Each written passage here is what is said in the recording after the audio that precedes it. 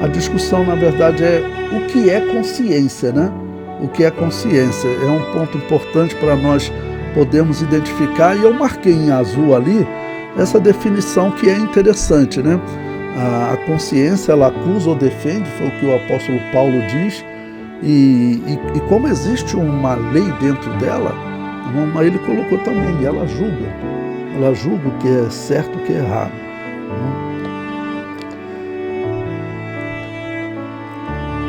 Pois bem, na revista ele tem assim uma posição que a consciência provavelmente seria a alma, e alguns colocam como sendo o espírito. Eu comento aí abaixo, ainda na página 6, por que eu acredito que a consciência seja o espírito. E durante a lição também nós veremos um texto do apóstolo Paulo que se aplica melhor se nós colocarmos o espírito como sendo a consciência do homem e a alma como sendo o centro, como sendo a razão, o centro das decisões do homem, né? Nós veremos mais à frente. Mas eu comento abaixo. Provavelmente a consciência se encontra no espírito do homem. É ele que, vamos dizer, dá o aviso, o alerta sobre a lei, do que é certo e do que é errado. E prossegue, final da página 6. O Espírito de Deus testifica com o nosso espírito. Esse falar do Espírito ativa a nossa consciência, que por sua vez fala com a alma. Por que estás abatida, ó minha alma? E por que te perturbas dentro de mim? Espera em Deus, pois ainda o louvarei. Ele é a salvação da minha face e Deus meu.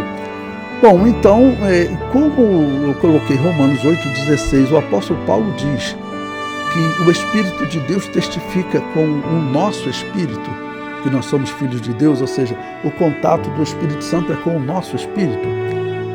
Então, se o contato é com o nosso espírito, faz sentido você acreditar que o nosso espírito seja a consciência, porque o Espírito Santo faz contato com o nosso espírito e esse espírito ele vai alertar a alma. Como que é definido a alma? Nós tivemos a aula sobre a alma, né?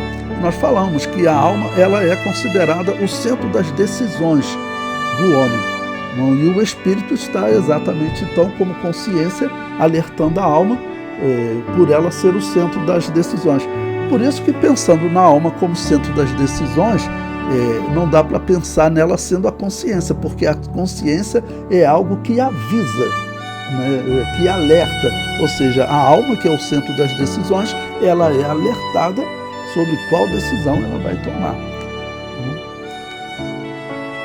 Então, esse texto de Salmo, eu entendo ele como um diálogo entre o espírito e a alma, o espírito funcionando como uma consciência, né? E até nesse momento aqui, por exemplo, a alma está abatida, ele como uma consciência está falando para a alma, olha, vamos dizer, segundo as profecias, segundo tudo que você crê, você sabe que ele não falha, a salvação dele vai chegar. Ele é a salvação da minha face, Deus meu. Espera nele.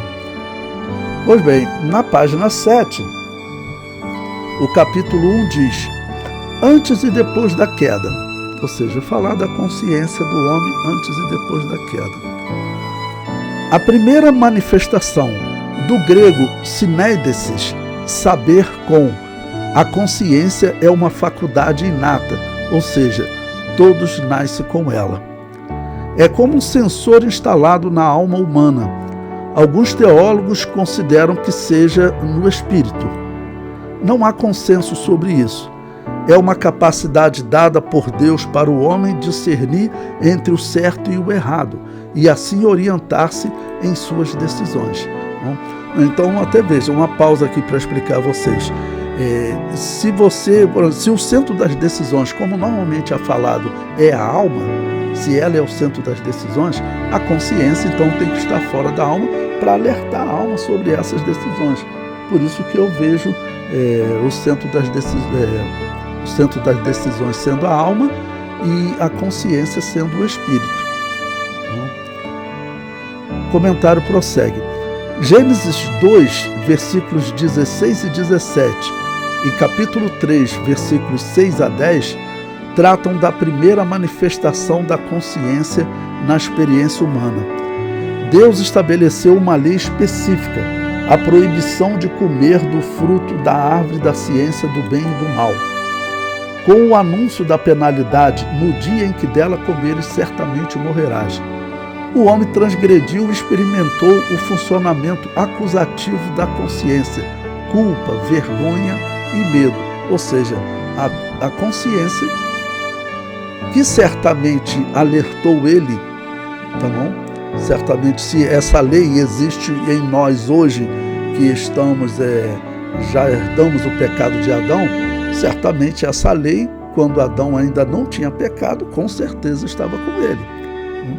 Então, certamente a consciência alertou Adão quando ele ouviu aquela proposta de Eva, né, de comer da árvore que Deus havia dito para não comer.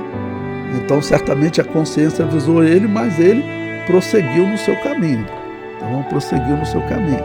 Nesse exemplo que eu estou falando para vocês, ou seja, o Espírito alertou a alma, mas como a alma é o centro das decisões, ela, infelizmente, escolheu desobedecer, né? Bom, sobre essa palavra grega que ele comentou, eu peguei uma citação aí, está em verde, do Dicionário Internacional de Teologia do Novo Testamento.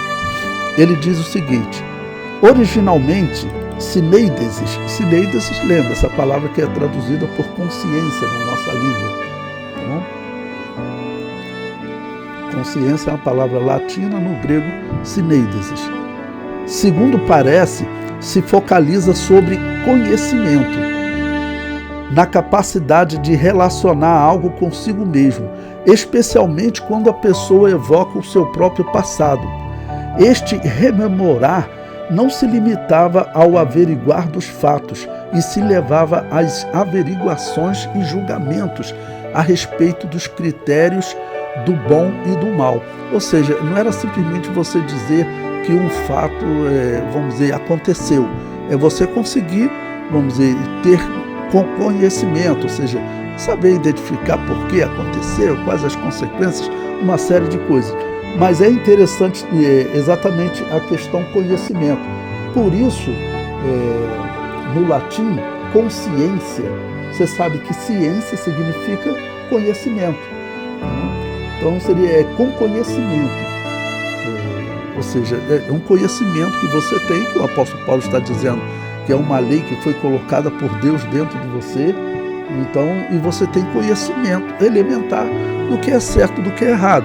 Uma questão que normalmente nós somos questionados, por exemplo, sobre os nativos que viviam aqui no Brasil, antes dos europeus chegarem aqui, antes da pregação do evangelho chegar aqui, como eles seriam julgados? Eles seriam julgados por essa lei da consciência, porque ele tem um conhecimento, por isso consciência, ele tem um conhecimento elementar do que é certo e do que é errado. Ele tem esse conhecimento. Então, é esse conhecimento que vai fazer com que ele seja julgado. Por quê? Um exemplo. Ele, por exemplo, diz que tinha uma tribo aqui no estado do Rio de Janeiro, que eram os Goitacazes. Existe até hoje os campos dos Goitacazes. Diz que era uma das tribos mais violentas dessa região, uma das tribos que enfrentaram mais os portugueses, né? Então, um exemplo, essas tribos, elas se atacavam. Por que elas se atacavam? Bom, vamos atacar ali o vizinho, vamos roubar a colheita deles, vamos escravizar alguns, tá bom? E outros, se eles não quiserem se render, a gente mata. Então, isso era comum. Quando a pessoa decidia por fazer isso, a consciência dele pesava. Não tinha outra pessoa, não, eu não vou participar disso, eu quero só ficar aqui na minha região, aqui, plantando, colhendo, eu não quero atacar ninguém, não. Isso não é certo, tirar a vida dos outros. Então, em qualquer nação que você for estudar, você vai encontrar essa consciência. Isso vai sendo deturpado com as heresias, a ponto da pessoa, por exemplo, como tinha aquelas tribos, que elas, aqui nas Américas, né, principalmente dos astecas e dos incas também, e dos maias, eles sacrificavam pessoas. Eles sacrificavam pessoas. Mas mesmo assim você percebe a consciência atacando eles. Por quê? Porque tinham, dessas três que eu citei, os incas, astecas e os maias, os incas, até hoje, eles, os descendentes deles, né, os herdeiros daquela cultura, principalmente do Peru, eles dizem que o sacrifício humano que eles praticavam era diferente do sacrifício dos astecas e dos maias. Os maias e os astecas, eles capturavam o inimigo e sacrificavam aos deuses. Já os incas, eles falavam que isso não era certo, mas se uma pessoa chegasse e falasse assim: eu quero me sacrificar pelos deuses, para que os deuses mandem chuva, aí nós sacrificávamos a pessoa. Ou seja, porque de alguma maneira a consciência dele pesava, né, que você atacar a outra pessoa errada. E é claro que estavam escapando de um erro e caindo em outro, porque também continuar tirando a vida, mesmo se a pessoa fizer isso de forma voluntária, isso está errado, é claro, né? O homem não tem direito sobre a vida de ninguém, não? Nem dele mesmo, nem de outro ser humano. E mais abaixo eu comento, o termo sineideses pode ser traduzido também por com saber ou ainda com conhecimento. Se procurar no dicionário Strong, como é fácil hoje na internet, normalmente ele coloca com saber, né, com você tomar conhecimento de algo. Então, com saber ou com conhecimento. Número 2, o direito natural. Todo ser humano nasce com um conteúdo normativo fundamental na alma, que é a lei moral, também chamada de lei da natureza ou direito natural. No Gênesis, isso é visto pela primeira vez em Caim, que feriu o direito natural tirando a vida do próprio irmão, e experimentou uma trágica consequência. Sua consciência o afligiu com pesada culpa, dada a gravidade do seu pecado. E ele disse: é maior a minha maldade que a que possa ser perdoada? Da tua face me esconderei e serei fugitivo e errante na terra.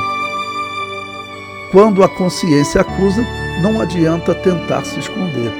Bom, então o exemplo de Caim, vamos dizer, certamente eles tinham um testemunho dos pais da mudança que ocorreu deles, como eles viviam antes do pecado e depois do pecado. Então deveria ser algo assim para eles fugirem, né, de todo o erro. Mas Caim acabou, vamos dizer, apresentando uma oferta ruim. Então realmente ele não temia a Deus, ok? E isso foi escolha dele, 100% escolha dele. Ele tinha livre-arbítrio, sim.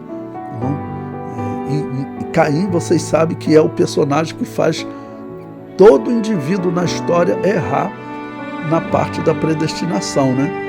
Ele faz Agostinho de Hipona, Lutero e Calvino errarem, porque eles acreditam que o homem escolhe o bem e o mal por predestinação, porque Deus determina, né? E Armínio também, porque Armínio acreditava que o homem que não tinha Deus, ele não tinha livre-arbítrio, era Deus que predestinava. Então teria sido Deus que predestinou Caim a cometer esse erro. Todos eles caem no erro de atribuir o mal a Deus. E esse é um pecado grave. Todos eles erraram. Bom, eu coloquei aí como exemplo o Salmo 139, sugerido pela revista, que diz: para onde me irei do teu espírito? Ou para onde fugirei da tua face? Se subir ao céu, tu aí estás. Se fizer no céu a minha cama, eis que tu ali estás também. Ou seja, a consciência do homem que está avisando ele: olha, você não tem como fugir, não. O juízo é certo. Todos os homens hoje que de alguma maneira eles dizem que, até como eu já conversei com alguns que se diziam ateus, né, mas quando vai chegando o momento da morte, o homem vai esquecendo um monte de coisas dessa vida, vai esquecendo as disputas, tá bom? Vai esquecendo até, olha, eu falei por 30 anos que eu era ateu. A pessoa vai esquecendo de um monte de coisa, tá bom? E vai pensando só na vida eterna. E ele tem uma consciência dentro dele que está falando com ele, tá bom? Que está alertando ele sobre as falas erradas dele, sobre as coisas que, como eu sempre digo, se você olhar para a criação, olhar para o homem, para o universo, a Bíblia testemunha, e a nossa geração, então, ela tem um testemunho muito forte disso, porque a ciência nos ajuda. Tudo dá testemunho da necessidade de um Criador, tanto do homem quanto do universo. Tanto do homem quanto do universo. O evolucionismo tem sido questionado aí por criacionistas, e o evolucionismo não tem como responder. Eles ficam só batendo o pé. Mas eles não têm como responder realmente o questionamento que é feito de que este mundo está ordenado de uma maneira que ele tem que ter um organizador. Não pode ser obra do acaso.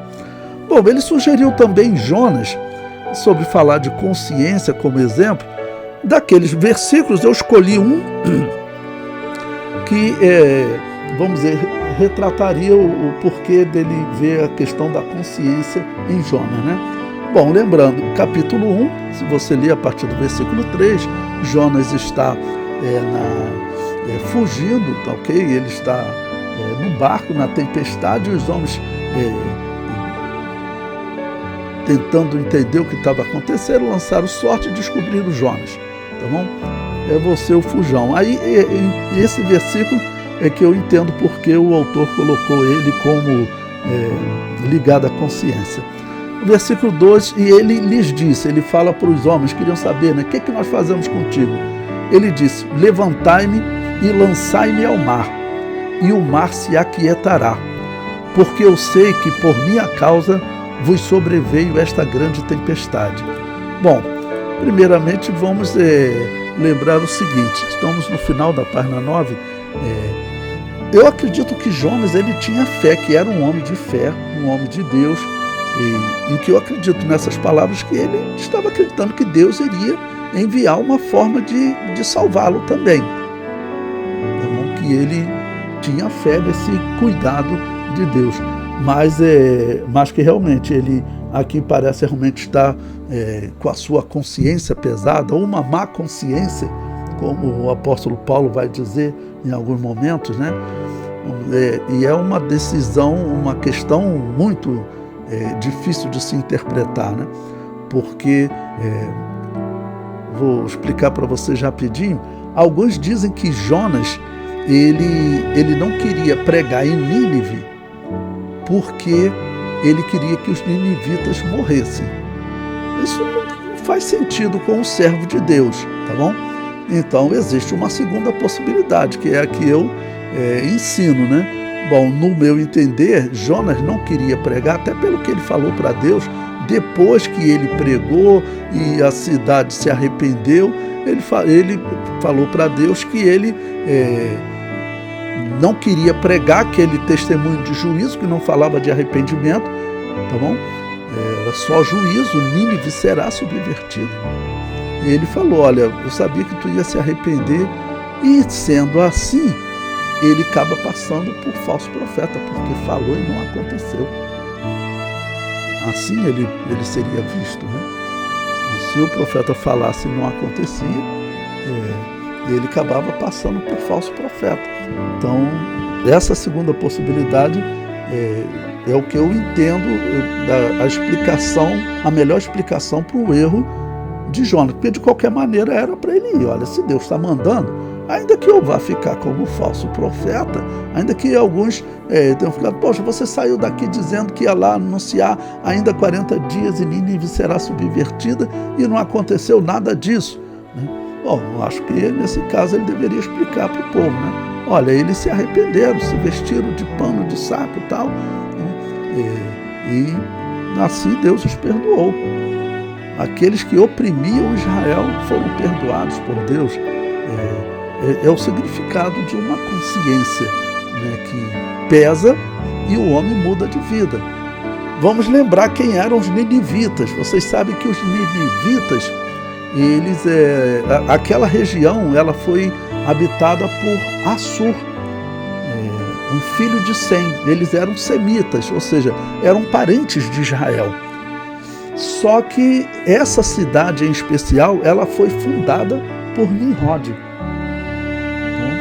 Ele fundou, o livro de Gênesis diz que ele fundou a cidade de Nínive. Então deveria ser uma cidade realmente que tinha uma herança religiosa bem ruim.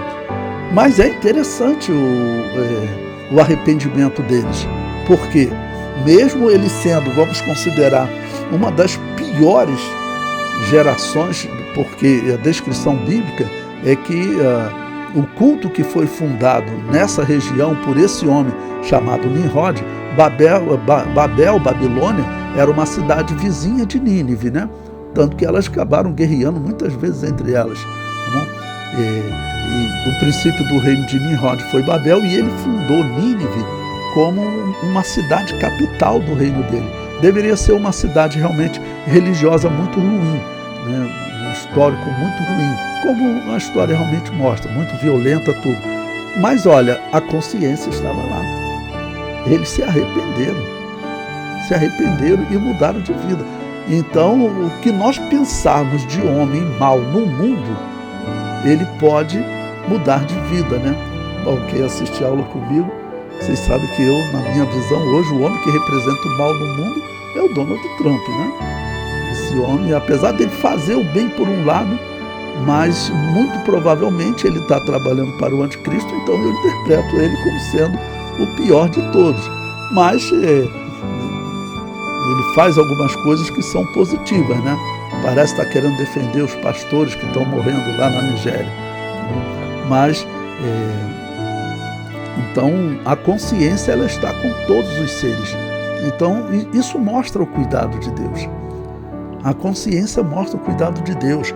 Deus criou o homem e já colocou dentro do homem algo, uma lei natural, e quando o homem errar, essa lei já vai alertar o homem.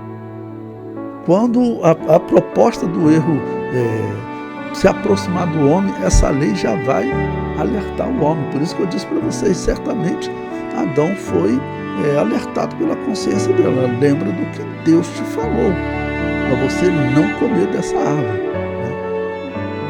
Como a alma é o centro das decisões, Adão decidiu pelo erro. Bom, na página 10, número 3, escrita no coração, é a definição. Em Romanos capítulo 2, versículos 12 a 16, Paulo faz referência à lei mosaica dada a Israel e à lei moral, o direito natural, comum a todos os homens, inclusive aos gentios, os quais mostram a obra da lei escrita no seu coração. Eu coloquei o texto abaixo, né?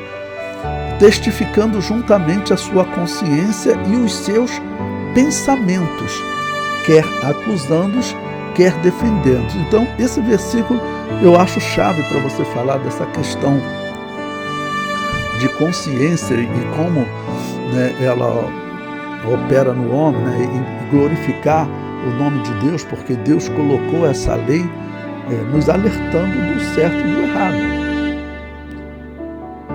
Então o homem realmente, se ele for condenado, o erro é uma escolha dele. Bom, eu coloquei aí também como a Bíblia de Jerusalém traduz esse versículo, tá bom? Ela diz: eles mostram a obra da lei gravada em seus corações, dando disto testemunho sua consciência e seus pensamentos, que alternadamente se acusam ou defendem. Então eu achei estranho, eu achei interessante, ele colocar que, vamos dizer, você está se acusando ou se defendendo, porque você é um homem. Então você tem uma consciência, e aqui eu até aproveito para falar, se você quiser pesquisar no YouTube, tem umas palestras muito interessantes sobre consciências, que eu assisti algumas para poder preparar essa aula para vocês, e vocês verão que o homem, ele não sabe qual é a origem da consciência do homem. Por exemplo, o evolucionismo, ele não explica sentimentos, né, amor, ódio, por que surgiram? Nada disso tem explicação. Os sentimentos, eles não têm explicação para esse sistema materialista. Mas é claro que ele existe, né? E como dizem os filósofos, né? Penso, logo existo. Então, de onde que vem esse pensamento que te acusa ou te defende? Te acusa ou te defende. Então, o que é interessante nessas palestras é que os cientistas dizem que existe algo além do cérebro, ou seja, existe algo além da matéria. Não existe um consenso também nisso, mas eles falam, olha, existe um sistema de energia no cérebro, porque todo o cérebro é um sistema de comunicação, né, hipercomplexo, muito mais complexo do que o sistema de comunicação do computador.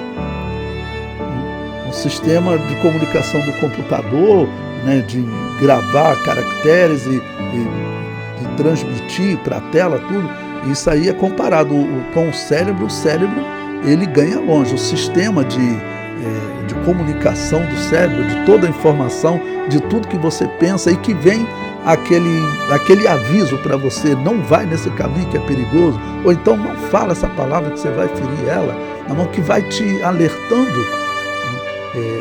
Eles falam que existe algo além da matéria, que é o cérebro, existe algo além da matéria. E isso os cientistas falando, dizendo, não pode ser só matéria, porque principalmente eles veem além da matéria que existe energia ali. E aí uma série de explicações muito interessantes que eles têm. Tá bom? Bom, eu comento abaixo, porque esse termo de Romanos 2,15, além dele falar da consciência, ele fala dos pensamentos.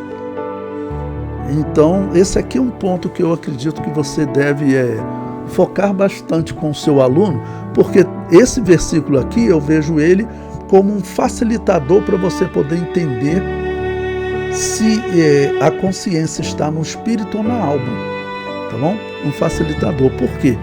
Veja, eu comento abaixo em verde, né? O termo pensamentos, tá bom? Porque, relendo lá, tá bom?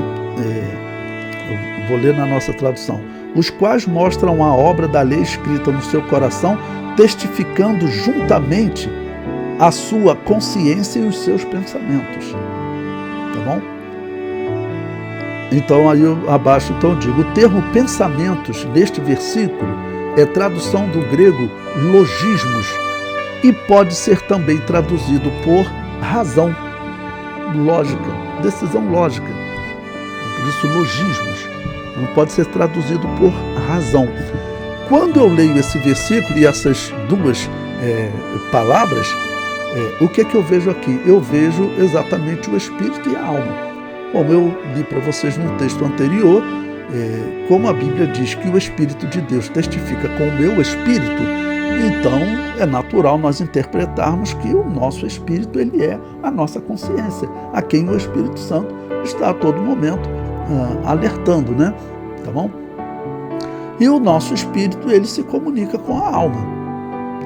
Então aqui, e como a alma, a definição geral que você vai ver de alma é centro das decisões. Então isso combina com razão, combina com escolha, com decisão. Então aqui, testificando juntamente o seu espírito e a sua alma, você poderia seguindo essa interpretação que eu estou falando para vocês, colocar assim, né? Testificando juntamente a sua consciência, ou seja, o seu espírito e a sua alma. A sua alma também testifica porque ela sabe, foi ela que tomou aquela decisão. Esse negócio de dizer que Deus predestina o homem a tomar a decisão, não. O homem, quando coloca a mão na cabeça, o que ele pensa, seja ele calvinista, qualquer, o que eu tinha que ter escolhido vir por esse caminho? O que eu tinha que ter escolhido sair hoje de casa? Né? Então, a pessoa coloca a mão, né, ela sabe, é uma decisão dela. Na página 11, final da página 10 ainda, o comentário diz: em princípio, é com base nessa lei geral que a consciência atua, quer acusando-os, quer defendendo-os. O que ocorreu em relação aos hebreus foi a positivação do direito natural, a escrita em pedras dos preceitos comuns a todos os homens, como a proibição de matar. Bom, para você poder ver como, na verdade, a lei estava ensinada, tem uma parte até da lei que já estava na consciência do homem. O homem, desde o princípio, ele sabia que matar, por exemplo, é errado. Quando Caim tomou aquela decisão, a consciência dele avisou ele. Ele sabia que aquilo era errado. Então, eu cito como exemplo, por exemplo, no dilúvio, Noé levou dos animais limpos, ele levou maior quantidade do que dos animais imundos. Até porque quando ele descesse da arca, ele tinha que sacrificar um animal, então isso poderia exterminar uma geração, né? Isso poderia exterminar uma espécie, melhor dizendo. Pois bem, então, aquela lei que estava no coração do homem, que Noé conhecia algumas coisas também para distinguir entre animal imundo e animal limpo, então, essa lei ela vai ser escrita. Então, ela foi escrita, a princípio, no coração da humanidade. Eu comento abaixo. Ora, primeiro a lei foi escrita no coração da humanidade, depois Deus ordenou a Moisés que este escrevesse. Para você ter ideia, a escrita de Moisés, ela ocorre próximo do ano 1400, 1500 a.C. O mundo foi criado lá próximo de 4000 a.C.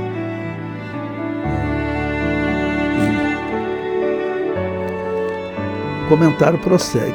Além disso, houve uma ampla regulação da vida civil, direito de propriedade, direito de família, por exemplo, Êxodo 32, Deuteronômio 24, e o estabelecimento de leis cerimoniais. Antes da codificação do direito natural pela lei mosaica, outras sociedades antigas tinham seus regramentos. Ele cita 3 aqui que eu até marquei historicamente, é interessante vocês estudarem isso, tá bom? Ele coloca, os principais eram os códigos mesopotâmicos de Ur-Nammu, de 2070 a.C., lembre-se que o dilúvio ele ocorreu próximo do ano 2300 a.C., então aqui eram cerca de 200 anos depois do dilúvio, tá bom? 200 anos depois do dilúvio. Bom, o outro código também, Lipid Star, já de 1850, ou seja, cerca de 400, 500 anos depois do dilúvio, e o código de Hammurabi, que é o mais conhecido, que foi próximo de 1750 a.C., o mais conhecido deles. O que há de bom nas imperfeitas leis humanas é inspirado na lei moral, escrita no coração de todos os povos. Então, a lei moral, como eu disse também, aquelas pessoas que, mesmo aqueles incas que acreditavam que a pessoa está entregando a vida dela para ser sacrificada, a consciência dele também falava, né? Todos os povos falavam.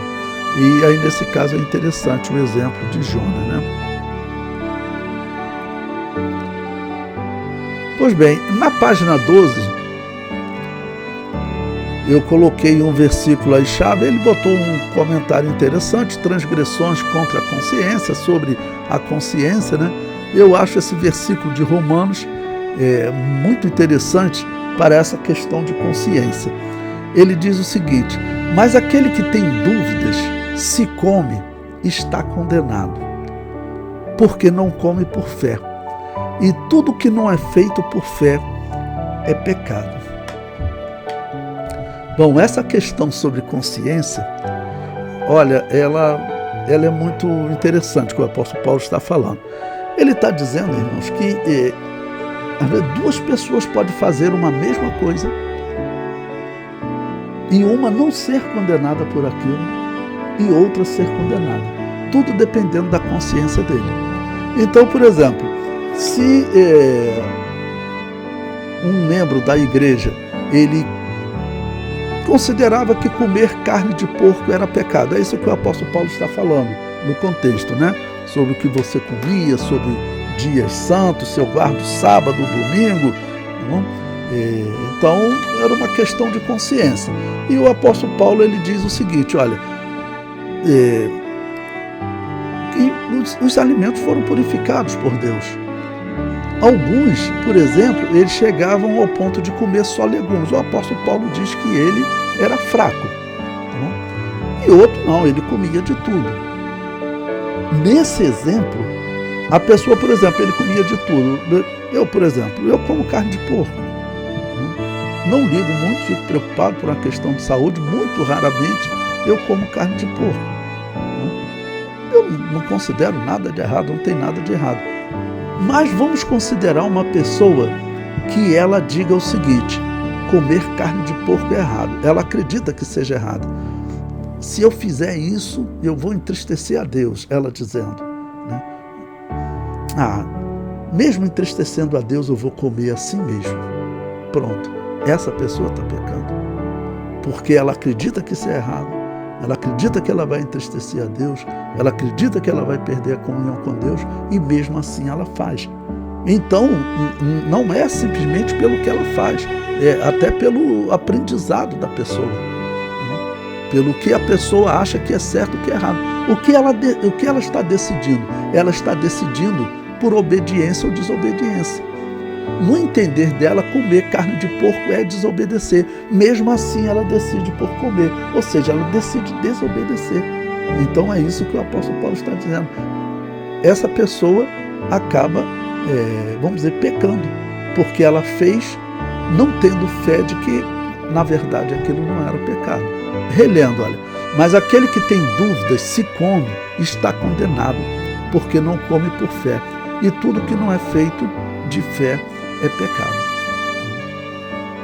Ou seja, a consciência dessa pessoa foi corrompida pela heresia. Ou, quer dizer, ela não foi esclarecida quando deveria ter sido esclarecida. No caso, falando lá dos judeus, que vinham para a igreja, mas continuavam, né, ensinando que não deveriam comer carne de porco. Vai ter muitos casos desses, né? Pois bem, prosseguindo agora na página 13, o funcionamento da consciência, acusação, defesa e julgamento. A consciência funciona como um órgão de acusação ou defesa, mas também exerce função judicante, ou seja, vai te julgar, porque eu conheço as minhas transgressões e o meu pecado está sempre diante de mim. Ou seja, a consciência dele avisou, ele sabia, tá bom, que era errado, acreditava que era errado, escolheu o erro, né? E também agora a consciência está avisando, e essa mesma alma que é o centro das decisões, e como eu mostrei para vocês, ela é o pensamento, como o apóstolo Paulo disse, vossa consciência, vosso pensamento. Por isso a consciência, como eu disse, pensamento pode ser traduzido por razão, a vossa consciência e a vossa razão. Então a razão é a alma decidindo. Gênesis 3,7 diz que tão logo Adão e Eva pecaram, foram abertos os olhos de ambos e conheceram que estavam nus. O verbo conhecer, iada, traduz o apontamento negativo feito pela consciência, reprovando a conduta do primeiro casal. Então, quando diz que eles conheceram que estavam nus, poderia até ser traduzido, tiveram consciência que estavam nus. Tanto que o período antes do pecado é chamado de inocência e o período depois do pecado é chamado de consciência. E lembrando que consciência vem com conhecimento. Antes do pecado conheciam somente o bem e viviam em plena alegria e paz. Ao pecarem, a consciência ecoou na alma como uma voz secreta e incômoda. Às vezes essa experiência é de dor no coração, como aconteceu com Davi após contar o povo, segundo Samuel 24:10. Uma consciência pesada produz males ao espírito, à alma e ao corpo. Bom, como a Bíblia diz que nós precisamos buscar santidade em todo o nosso espírito, alma e corpo, então produz um mal ao espírito? Sim, até porque você sabe que, sendo o espírito a consciência, como eu acredito, existe uma expressão que é aquela consciência cauterizada, né? Que vai ter alguns sinônimos na Bíblia. Uma consciência cauterizada, uma consciência que não sente mais, que não percebe mais. O item 2, as vãs justificativas. A expressão "foram abertos os olhos" também significa experimentação imediata da malícia, antes existente em Adão e Eva. Ao ouvirem a voz do Criador, se esconderam com medo. Deus dirigiu uma pergunta retórica a Adão: quem te mostrou que estavas nu? Comeste tu da árvore de que te ordenei que não comesses? Não houve uma resposta direta. Impossibilitado de negar seu pecado, Adão fez o que se tornaria comum ao ser humano. Tentou se justificar, certamente buscando aplacar a consciência. A mulher que me deste por companheira, ela me deu da árvore e comi. Ou seja, pelo menos a culpa ele compartilhou com Eva, né? Ele acusou Eva, todo mundo se acusando. Eva seguiu o mesmo caminho, culpando a serpente. Aqui normalmente eu falo, ele poderia acrescentar: a serpente só não culpou ninguém porque ela não teve nem chance. Então todos os que estão em pecado, natural é ele culpar outro, seja a serpente, seja Adão, seja Eva. Ou seja no mundo espiritual, seja no mundo humano, se tiver a chance de jogar para cima de outro, ele vai jogar. Tentativas como estas são meros placebos. A consciência é implacável e não cede a vãs formulações humanas, ainda que teológicas como as inclusivas. A confissão e o afastamento do pecado são o remédio para a alma. Eu comento abaixo. O apóstolo Paulo aconselha Timóteo a conservar uma boa consciência, que é a tradução do grego ágatos suneideses, essa palavra suneideses, que traduz por consciência, né? Então, ágatos suneideses, que também pode ser traduzido por uma consciência.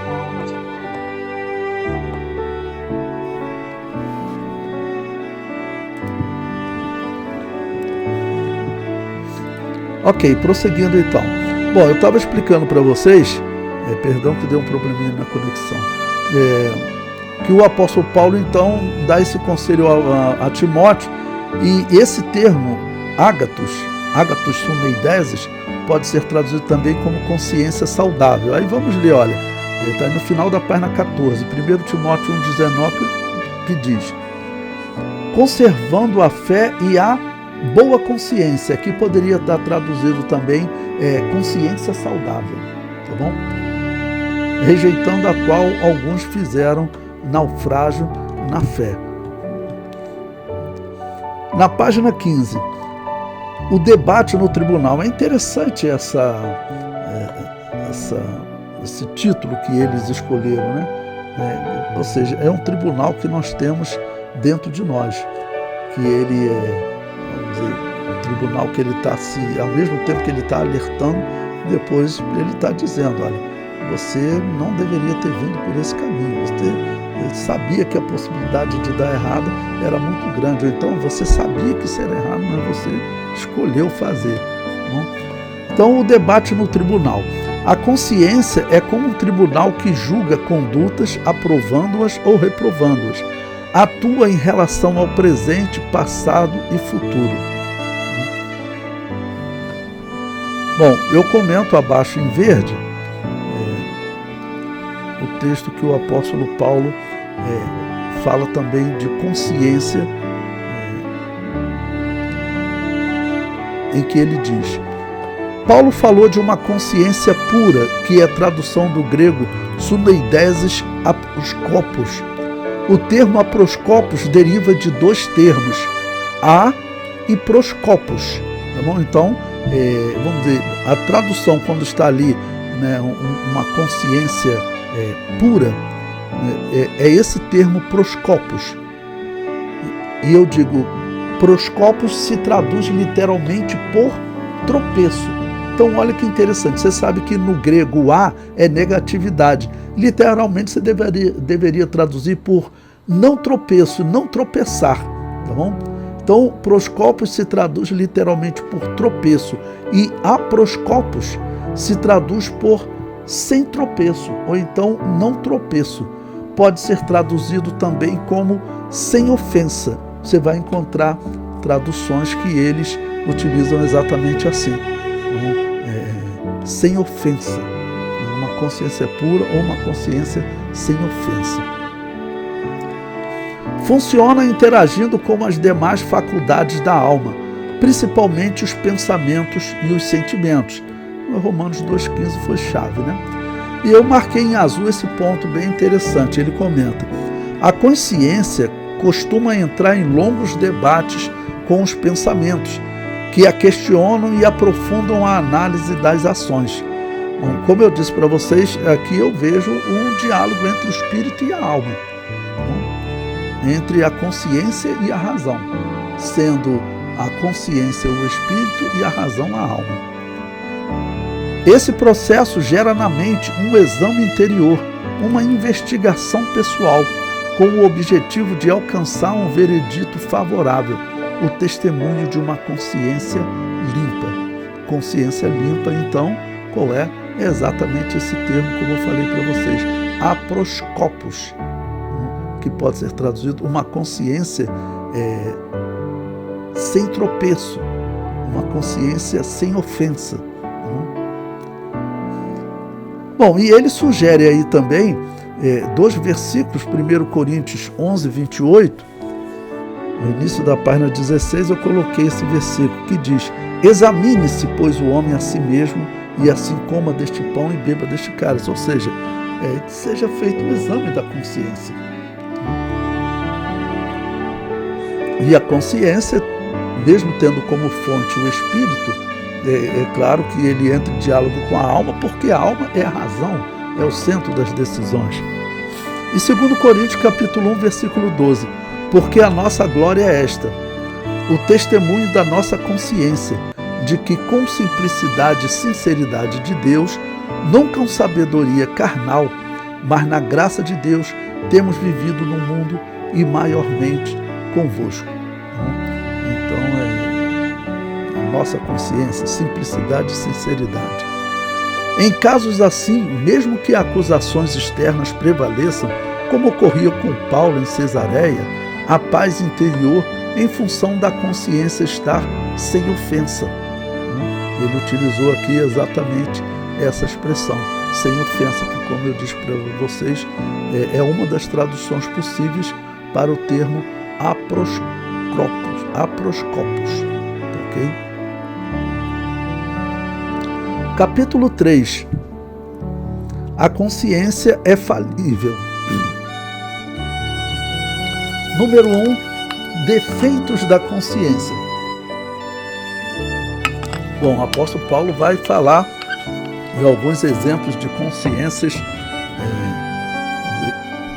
que falham, que estão debilitadas, estão cometendo erro, não estão agindo como deveria. Bom, então ele cita aí primeiro Efésios 4,19, uma consciência cauterizada. Eu coloquei o versículo, início da página 17, para nós lermos. Os quais, havendo perdido todo o sentimento, se entregaram à dissolução para com avidez cometerem toda a impureza. Irmãos, essa expressão, perdido todo o sentimento, ela é a tradução de uma palavra só. Eu comento abaixo, a expressão havendo perdido todo o sentimento é tradução do termo grego apaugeo, que pode ser também traduzido por não sentir mais, ou ainda se tornar insensível. Ou seja, é a mente cauterizada, como ele colocou. E em 1 Timóteo 4,2, que diz: pela hipocrisia de homens que falam mentiras, tendo cauterizado a sua própria consciência. É a mesma palavra. Bom, em segundo lugar, ele fala de uma consciência fraca, e coloca entre aspas legalista. E cita 1 Coríntios, eu escolhi o versículo 12, Ora, pecando assim contra os irmãos e ferindo a sua fraca consciência, pecais contra Cristo.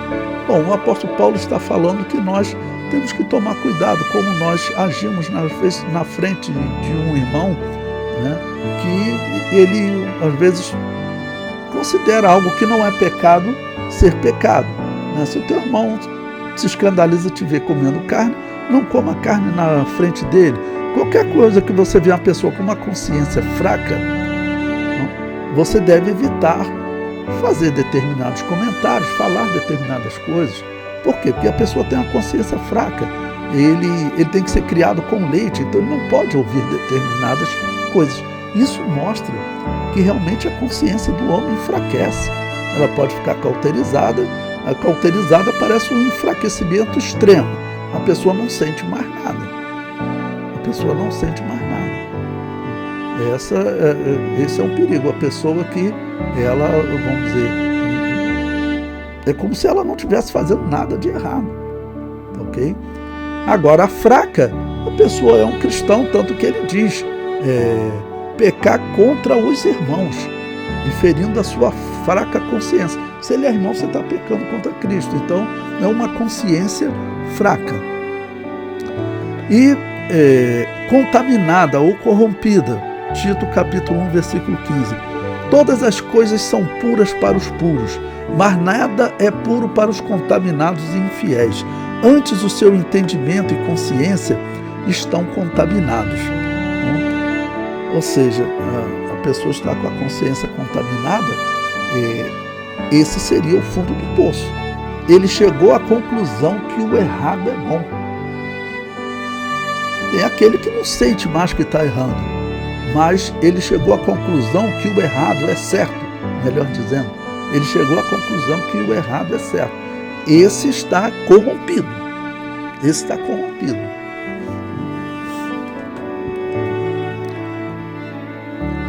Pois bem, na página 18, para a consciência funcionar bem, é preciso estar corretamente educada e cuidada à luz da genuína palavra de Deus no Espírito Santo. Todo desequilíbrio é perigoso. A insensibilidade leva à complacência com o pecado, mas a hipersensibilidade produz extremismo, onde tudo é pecado. E é nesse campo que agem as seitas, manipulando e aprisionando almas incautas, como faziam os falsos mestres do primeiro século. Então, o extremismo também é o quê? É normalmente a pessoa de consciência fraca.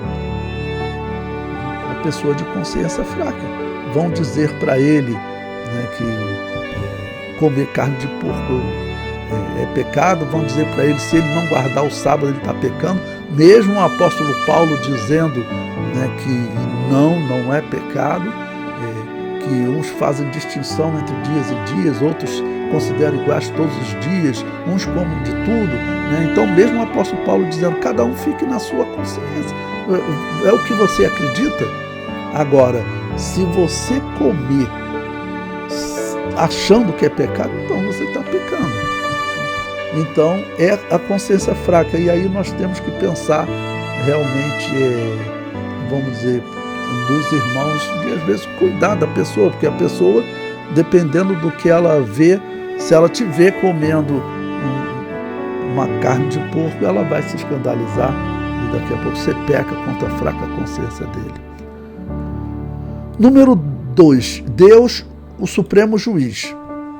Apesar de sua grande importância no exercício de juízo moral, o pronunciamento da consciência não tem valor absoluto ou definitivo.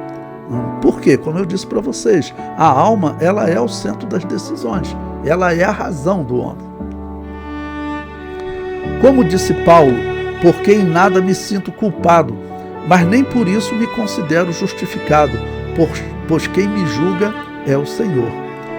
Devemos sempre nos submeter humildemente a Deus, ainda que nossa consciência não nos acuse.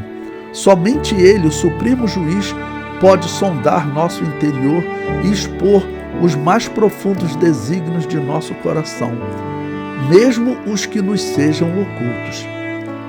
Às vezes, nos consideramos corretos e precisamos ser confrontados para reconhecer nossos pecados. Davi permaneceu insensível e rigoroso até ser repreendido através do profeta Natã. Pedro precisou ouvir o canto do galo. Pecados do espírito, como soberba e orgulho, são os que mais se escondem, né? E é porque, vamos dizer, esse pecado do sentimento, a pessoa que é soberba, né? Os homens não veem. Ela consegue esconder esse sentimento, só que Deus vê. Deus conhece tudo o que acontece no interior do homem. Então, esse pecado, a consciência avisa também. E a conclusão, na página 19, que diz: devemos manter nossa consciência sempre pura. E é interessante esse termo puro que eu falei para vocês no grego, né? Coloque para os seus alunos, né? Aquela sem ofensa, renovada e iluminada por meio do contínuo estudo da Bíblia, nossa infalível regra de fé e prática. Isso é fundamental, irmãos. Por isso é que cristão eu digo que é impossível que ele não tenha um apreço especial pela Bíblia. Um cristão que não gosta de Bíblia é estranho. É estranho. É estranho, o que parece é que ele não é cristão. O cristão, ele tem um apreço especial pela Bíblia. E por outras questões, como defender a Deus. O cristão, ele sabe que ele está aqui na terra para defender a pessoa de Deus, defender a verdade de Deus. Então, esses são sentimentos naturais do cristão. E o caso do amor à Bíblia é clássico. E prossegue: se ela nos acusar, não nos esqueçamos, o sangue de Cristo é poderoso para purificar a consciência de todo aquele que, arrependido, confiar no poder do seu sacrifício. Cheguemos-nos sempre a Ele com inteira certeza de fé. Porque, como mostrei no texto do apóstolo Paulo, ele diz que até a falta de fé, a falta de confiança é pecado. Então nós temos que chegar a Deus com essa confiança. No momento em que nós nos arrependemos, a nossa consciência pode descansar. E isso é uma consciência pura também. É uma consciência, quem é que torna ela pura assim? É a Bíblia Sagrada. É a Bíblia Sagrada que vai deixar bem claro para ela: olha, você confessou e abandonou, então esquece, isso não faz mais parte da sua vida. É isso que a consciência vai falar para a pessoa. Então, o que gera uma consciência pura, uma consciência sem ofensa? É a palavra de Deus. Daí a importância do cristão amar e estudar a palavra de Deus.